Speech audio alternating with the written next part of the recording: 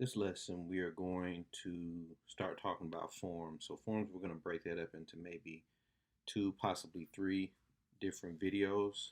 This first video is going to look at form inputs, and we're just going to cover some basic inputs.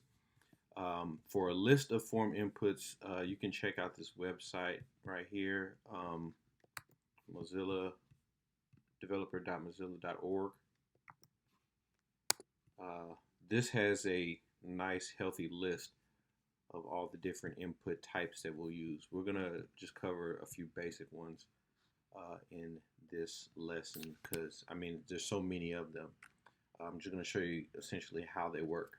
So thus far, everything we've done so far in HTML is how we can present content to an end client or an end user, okay, which is essentially you and I that are on the web.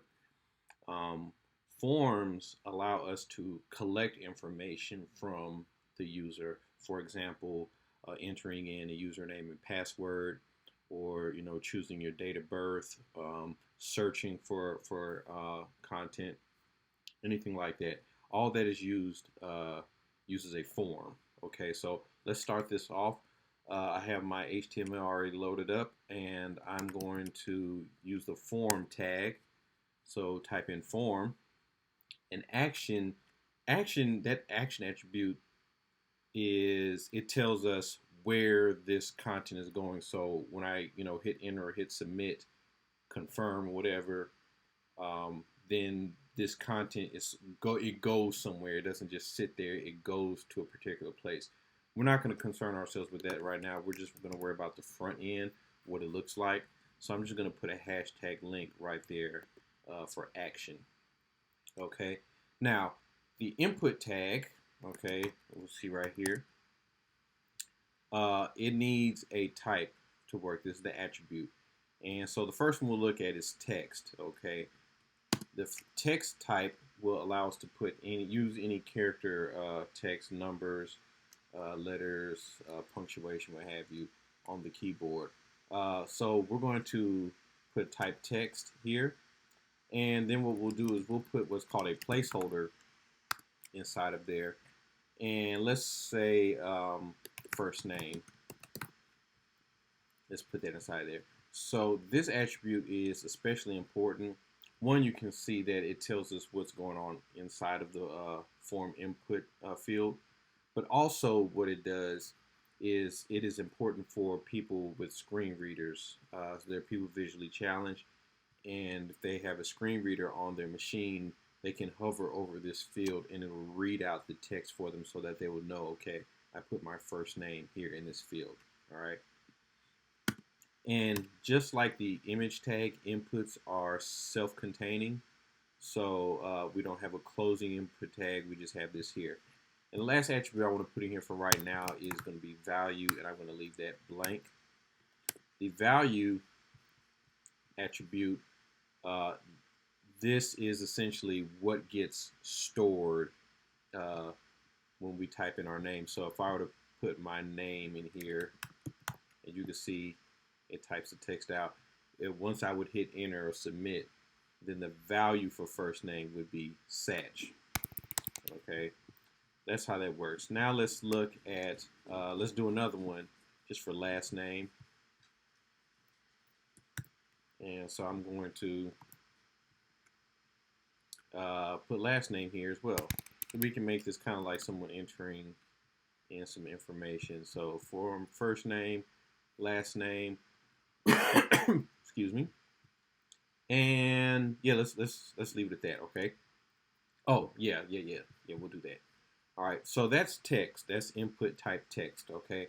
We have another input type, and this one is email.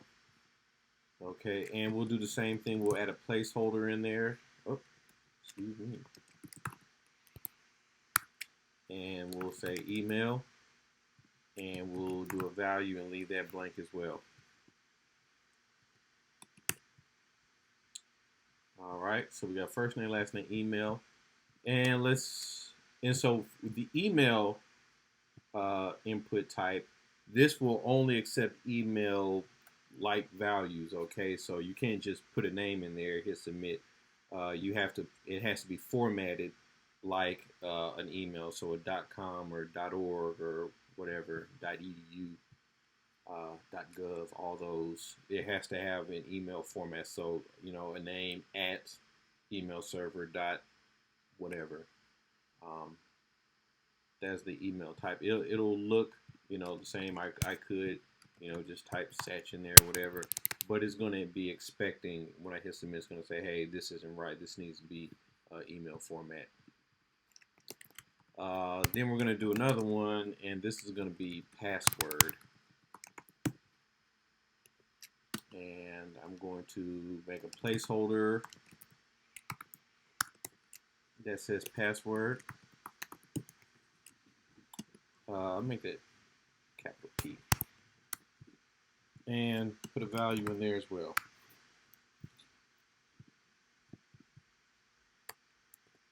And so you notice on the password type, you see you get the dots instead of the text being shown because we don't want our passwords to be visible, correct?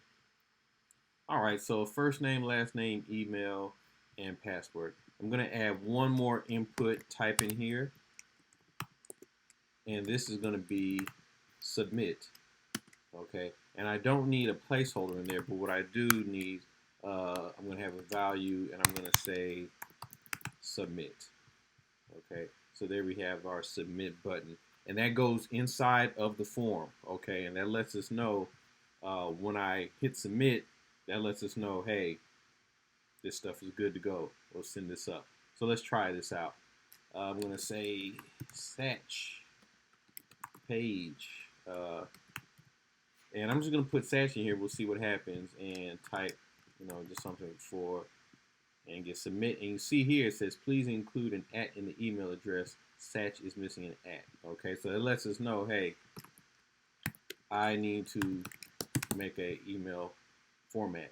Now I hit submit, and it goes somewhere. Right now it doesn't go anywhere, okay, because again we haven't told it where to go, but that works. Okay, so this is a form.